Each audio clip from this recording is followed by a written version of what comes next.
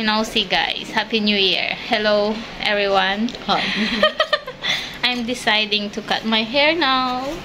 Ano kayong bagay sa akin? Sabi niya siya daw bahala. So, tingnan natin kung mapapaganda niya ba tayo lalo. Charas! Ikaw, ayaw mo sumali. Ayaw ko nga.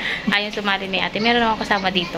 Sa ayaw ko magpasali kasi mamaya mag-viral ako. Tapos sabi so, ayun. Ito yung hair natin ngayon. Sa bahay, ito yung hair ko ngayon, te. Buhagag kasi yung hair ko.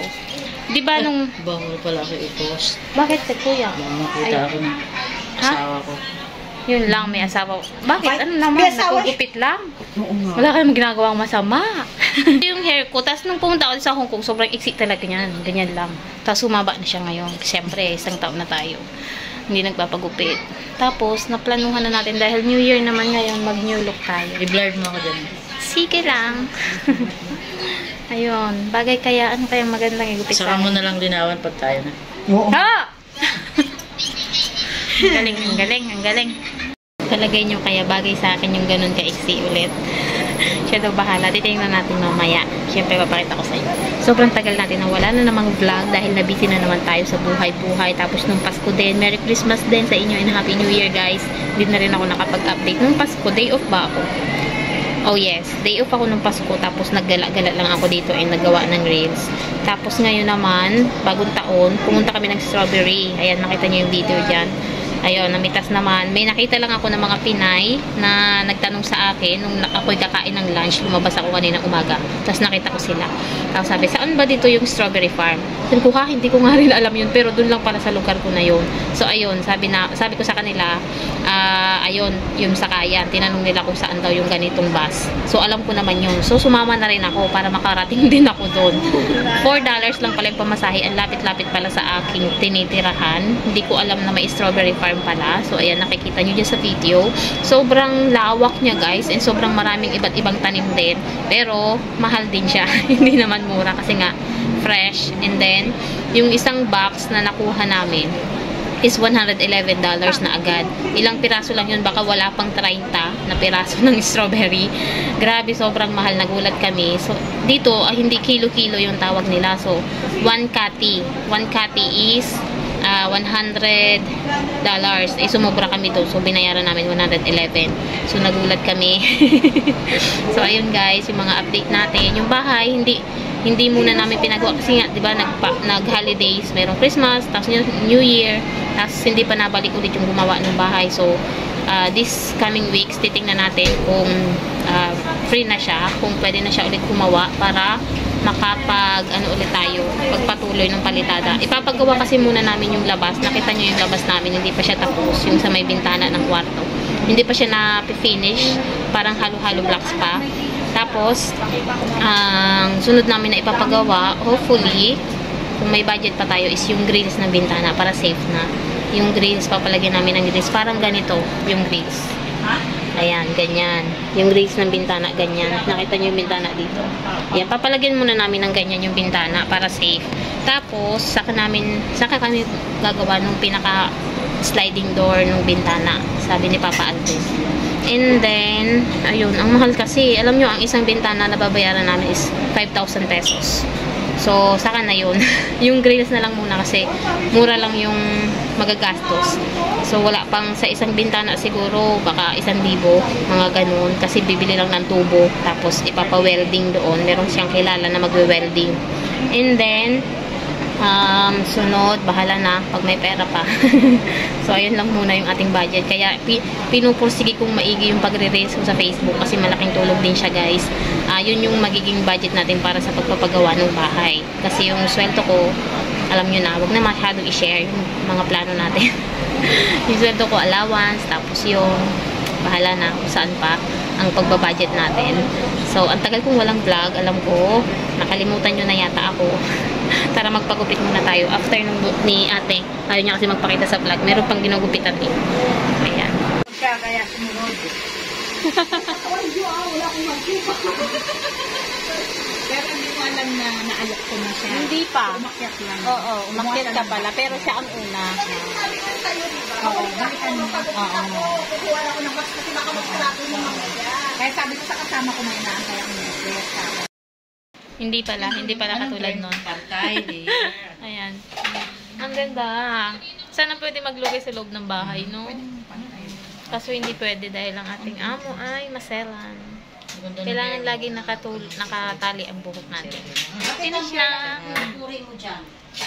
Kasama na yung Salamat. Ate, pwede ka ba? Yes. Oo naman, hi. Okay, single ka. Wala kang Thank you. buhay. Singer. Sa pagpunta. Salamat sa hair ko. Wow, new look. Ayan siya, guys. Ganda, diba? Sana laging ganito. Yung pag naligo ka, hindi na ganito. Pag naligo na ako, hindi na ganito eh. Kailangan laging pinaplansya. O kaya i-blower mo siya. Ang cute.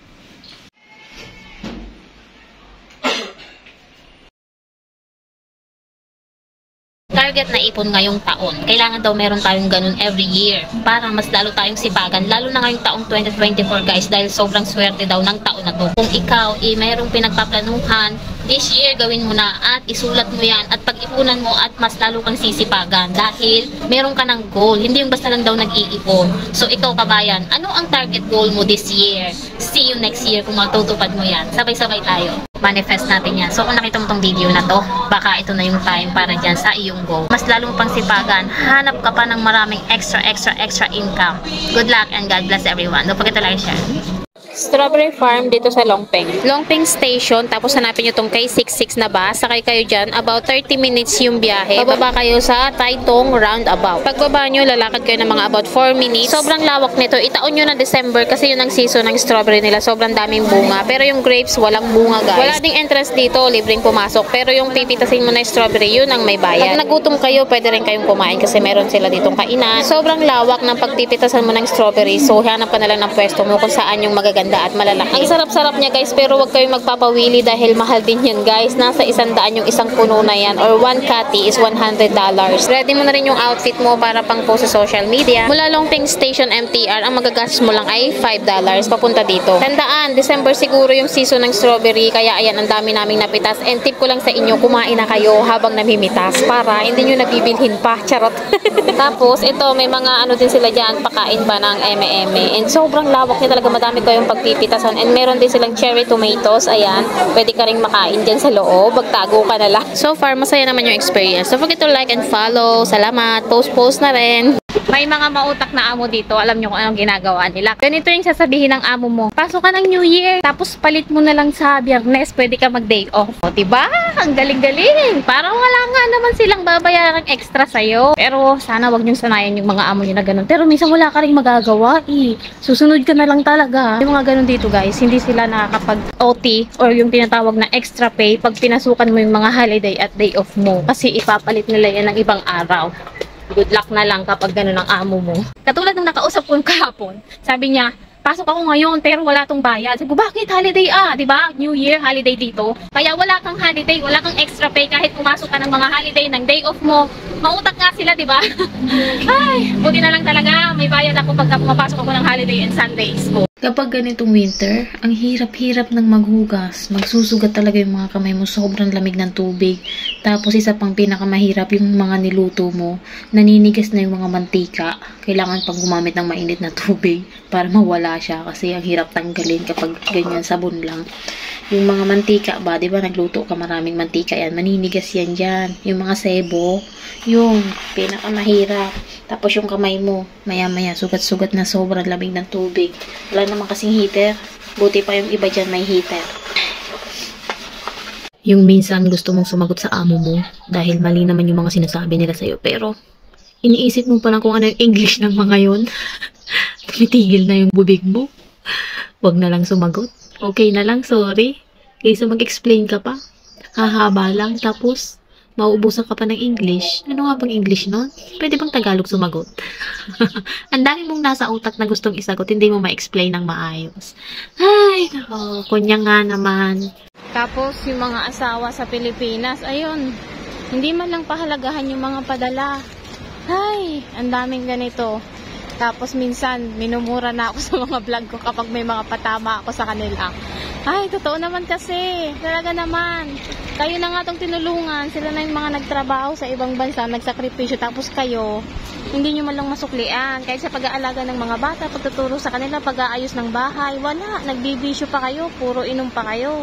Ano, tamahan kayo ngayon. Na-experience nyo rin yung ganito, yung ang sarap-sarap ng niluto nyong lunch or dinner, tapos konti lang yung binigay sa inyo, konti lang yung portion nyo, halos 2 piraso lang na manok, ganon. Pero pag sobrang walang lasa or hindi masarap yung luto, halos ibigay na sa'yo lahat. Sa'yo na yun lahat, parang ganon. Sino naka-experience dyan?